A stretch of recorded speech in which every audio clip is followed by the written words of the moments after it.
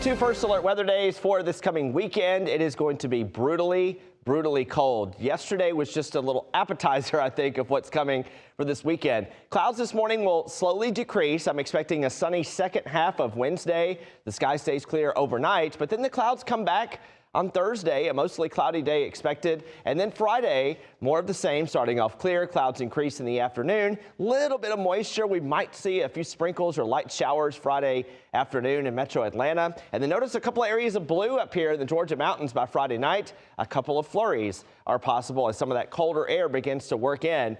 And by Friday night going into Saturday, the wind chill is going to be a huge factor in the forecast. We have delayed the onset, it looks like, of the super dangerous wind chills. We're waking up Saturday morning to single digits and low teens, and then we may actually see the numbers fall through the day. We're not seeing much temperature recovery Saturday.